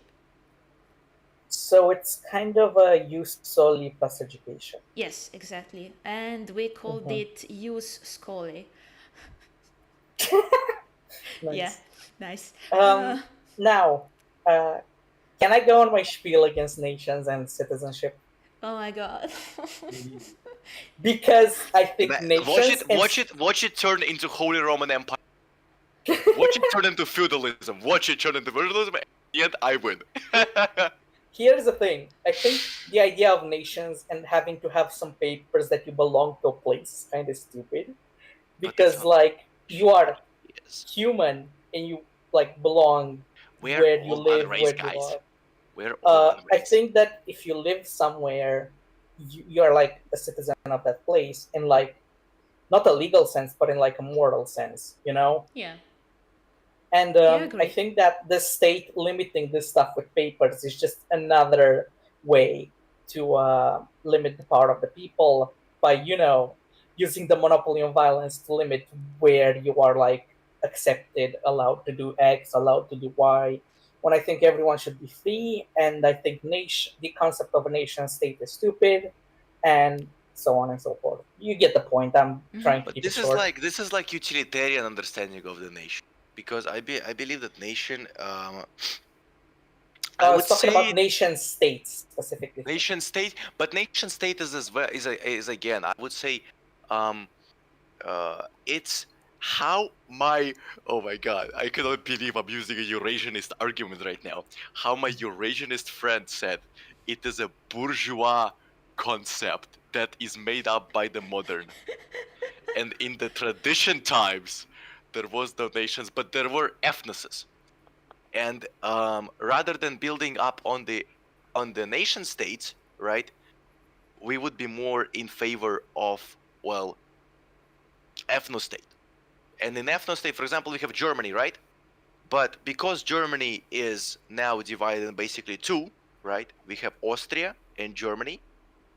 Austrians and Germans are the same people. They have the same ethnos of Germany. They're all Germanic, right? Mm-hmm. And in that concept, yes, a nation states is preventing the ethnos to actually come together and become a solid unit. So here is one argument for the nation. But again, nation, there is a lot of definitions of the nation, because we can take, like, for example, Stalinist definition of the nation, where it's territory, history, economic activity, and something else, I forgot what, and culture, I'm pretty sure. Yeah, and these four make a nation. Yeah, but it's the same thing if you say that all of these make also, I would say, an ethnicity as well, because I strand away from biological definition of ethnos. I believe that if a person really tries hard to get assimilated, he can be assimilated in the end. But I also believe that if you're born, for example, in, I don't know, in Spain, and you go and live in, like, Sverdlovsk, Russia, you're never gonna become a Russian from Sverdlovsk, because it is just you. If you're doing it, like, of course, if you're doing it when if you're moving, when you're going to be like 3 years old, when you just realize that, like, oh, yo, I think therefore I am, right? Type of stuff. Then yes, of course. But afterwards, after you get that conscious period, and after you get assimilated in the first culture, it will never feel the same ever again. So you're saying speaking from my own I'm speaking from my own experience right there. So you're saying that the culture that you belong to, I'm using the word culture here, is what you grew up with, basically. Yes, I would say so. Now, here's a thing. I think every single line of culture is, at the end of the day, arbitrary. I do not think that it is a useless arbitrary definition, of course, because you do have differences between what we consider German culture and what we consider Romanian culture and what we consider Italian culture, and Russian culture, and so on. Yes. But it is, at the end of the day, just an arbitrary definition that we have been using, especially in modern times, to create some kind of nations and states based on it. Because like there's people who say that South German culture is like Austrian culture is different from German culture, and that's what creates the nations of Germany and Austria. And you can draw this kind of line with like pretty much everywhere, because if you try hard Russia enough. abuses this. Russia actually abuses this to create like Donetsk and Luhansk. They are artificially created nations that Russia wants to integrate in its Well, territory. they were more like they started as themselves, and Russia refused to help them until like 2014, because they were being in 2008. They started in 2008, and Russia did nothing until 2014, when they just took Crimea and left Openly. everyone else. Yeah, openly took Crimea and left Donetsk and Luhansk to get bombed to hell. But Until the point, 2020, when they decided to, oh shit, I have people outside of my country that are actually my people. God damn, we need to do something about it, right? but yeah, And then the thing they is, and now they're losing that shit, because now it turns out that money is more than people. that kind of just proves my point that it's arbitrary what a nation considers its own and what it doesn't. A nation in the terms of today's modern political borders, yes, it is arbitrary. If you're talking about that, that's why there should be a gigantic border reform, as I believe. And for that border reform, we should have an arbitrary, all-European government. I am for pan-Europe. I am absolute for pan-Europe. And in that pan-Europe should be, we should reform completely all of the borders we have right now, because they're set up by a bourgeois state in conjunction with a communist state that have no understanding of spirit, that have no understanding of nature, no understanding of anything but money and economics, which is in itself a awful birth of modern. I don't know, man. And the main satanic devil of the modern and postmodern, which will lead to complete demise of humanity. Should govern are you themselves. in favor of the EU? What? Well, the EU. Well, EU is not. It's not really doing anything right now. I mean, it exists, but what do we have? It's like it's not. Again, we under EU we get all this national sadism. Although I would say it's national masochism. If I we have widespread leftism. We have the Schengen Agreement, under which all of our borders were pretty much put into one and set under one single border control agency opposed Frontex, and a lot more pertaining to, well, mostly economic stuff, sure. And I get your criticism there. I don't see the EU as a benefit economically to many of the countries in there, mine included, but still, they have huge influence, and so even the right-wing parties in my country are, I mean, look, there's one right-wing party in my country, and even they, in their role as being always portrayed as the supreme evil by media, even they have backpedaled on leaving the EU, and they're talking about how, oh yeah, we need to reform the EU to be something more akin to what you were talking about. Yeah. I would say we should not stop just at the EU. We should go further, and we should. Okay. Well, something completely different then, but still, yeah, that's crazy. Wow. Well, I'm glad you've been telling us this. That is like the backbone of my entire ideology. Yeah, this is going to be something. Oh yeah, we're going to spend a lot of time on this. Tim, you're talking to an authoritarian. I'm reminding you there. Yeah. Imagine I am so far authoritarian that I'm libertarian. I was almost getting acquainted with this guy. Don't know. Do you understand the circle I made right there? Crazy. I just think that like this stuff is dumb citizenship. People should just govern themselves. People who live in the area should govern themselves. How they govern themselves, well, there's lots of methods of doing that, you know. But I think overall, no central government, no one to tell you what place you're allowed to be a citizen of. And, well, we're all citizens of Earth. We're all one race, guys. No, I'm team sovereignty. I pledge my allegiance to Lina here. This is very, very true. You are true. I would just say that you cannot care about every single human being, and the most of the people you can care about is at least care about your own people. You don't have to. You just need to let people work it out You just need to themselves. care about yourself, and that in turn makes you care about other people Well, that you deal with. Very nice, yeah. My words exactly. Now I'm I about don't this see it. article. Let's just say that I do not see it. Self-report. Self-report. I don't see it. I don't see it. Hey, I'm gonna go into theology right now. If you start discussing it, I'm gonna go into theology. I could go on The about spirit how is dead. pencils are made and how I so many didn't- people of different cultures and ethnicities need to work together to create one of these. That's the common example in economics. It's too late. I'm tired. Guys, I didn't even get to say my own opinion on my own piece of news. Because you don't get one, you bloody commie. Please, Kat. Libertarians are now in charge.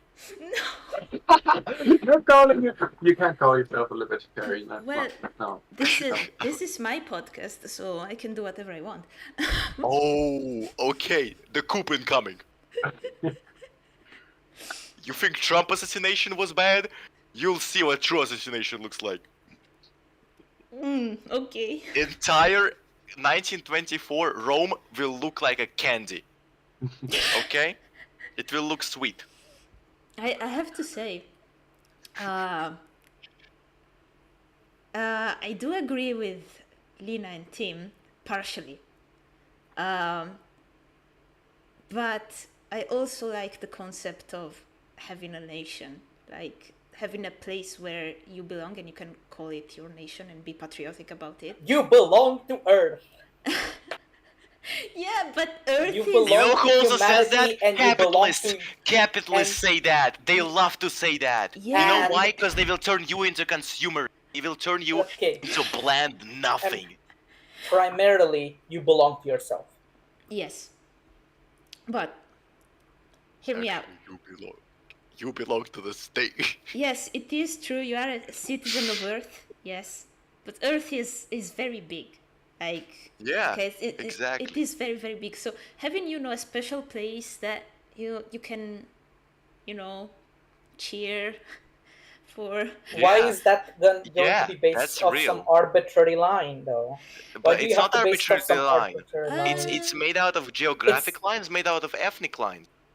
It's Yeah. not very arbitrary. I mean, Ethnic Even- lines are arbitrary. Geographic lines are also arbitrary. We draw you wanna them. go by no, I it's mean, not. It's we why- don't draw them, but geography draws them. Even animals draw them. okay, If you're going so, into animal no, argument. okay. So you ask why does it have to be arbitrary lines? I mean, I ask why not? What's wrong with arbitrary lines? I like lines that follow geography, for example. I love geography. I don't know. I like freedom, and I like true freedom, not I mean, some you can- half-assed. You belong to some state. You belong to some collectivist identity. No, but the thing is, you belong to yourself. the thing is, you can That's have right. both. You can have freedom of movement and choosing where you belong, and you can have freedom of you can have But freedom. why of should choosing. the person? Why should a person in Rome dictate how I do my economic things here? Can you repeat that? I didn't hear it. Why should the person all the way in Rome dictate how I do my economy here in my own town? What? You're How- assuming that you're a leader of a town. I don't get the. I belong to my local town more than I belong to the nation. Yes. Yes, that is true. Yeah, that's a good rule of thumb, and you go all the way down this chain of as Yeah, higher. and you go, okay, you and belong you to your come to town, the- so you belong more to your mayor, and so now we No, get you- autonomy no, of you the don't. towns. Now No, we you get don't. autonomy of the towns, and we arrived at feudalism again, where everyone No, get a small no, city state, Yeah. get onto your horse, buy yourself a plate of armor, and go to a crusade. The point is, federalism is good, and the end stage of federalism is the individual who has sovereignty Based. onto themselves, given to Mhm. them by, well, Ownership Life, of the self reality. is the foundation and should be the foundation of all political organization. I agree. Well, We should I call mean, it a day. Yeah, and a it long is one. late. Yeah. And we have proven once again that the Libertarian Alliance stands strong against the fucking statists. Exactly. That's yeah, what this I has say. been- Go libertarianism. No, you're not Mark! a real one. We're going to have to do a lot of focus training with you. But we got there. In the meantime, I think Team Libertarian scores 2 with this one. I think we have had 2 successful alliances now. That's Yeah. I pretty mean, good. I would rather have a leftist alliance with Lina than having a statist versus. You're not a true leftist, SMH. You're not a true leftist. You're a fucking statist. I love it. I love it. I absolutely love it. You cannot understand how good it feels. How good it feels that every single axis hate you. You're a fucking Because, liberal. You're a liberal. That's what you are. it's so No. it's genuinely so it's genuinely so funny. It's like what Danuzio said. It's like you're not right. It's if you don't have a lot of enemies in your life is not worth much. That's exactly that. Exactly that. I guess. So my life is worth more than anyone here because I have the most enemies. Yeah, By pretty that much. logic. Good for you, Cal. I don't We know. have the one in alliance, legalize everything, privatize everything, legalize nuclear bombs. You want? You want in? We can have an alliance if you like. We also I'm for For what? Or I am for fully automatic weapons for popular. I For believe we should have contests for children, and the one who wins gets to bring home a golden AK. Hey, that sounds pretty cool, pretty libertarian Yeah. to me. Yeah. Exactly. So you becoming more libertarians, based if you just vote for me, I'll make it all come true. I swear. Oh God Almighty! Fingers crossed. The fingers is crossed. Alright, let's wrap it up. You want und demokratisat und libertarisat. I'll give you un libertarian. I don't know how to speak German. Yeah, we can tell. Okay, guys, I had a lot of fun today. Yeah, It me was too. really good. Yeah, Yeah. it was fun. It was fun. I I have to like admit. I like dunking on authoritarians. Yeah, man, I like disagreeing and agreeing with everyone at the same time. Complete 1080s every single time somebody brings an opinion is lovely. Really. To be so flexible is great. Yep. Yeah, I agree You with should that. you should try that sometimes, left side. I'm literally agreeing with you on that. What do you mean? I'm joking. I'm joking. We're having I'm our joking, first guys. statist alliance agreeing on this one thing, and okay, never mind. Okay, so thanks for watching. We had 0 viewers, I think. Don't But yeah. They'll find the VOD. They're gonna be on their channel forever. But yeah, it will be on the channel forever. Yes. So if you're watching this on the future, then thanks for watching, guys.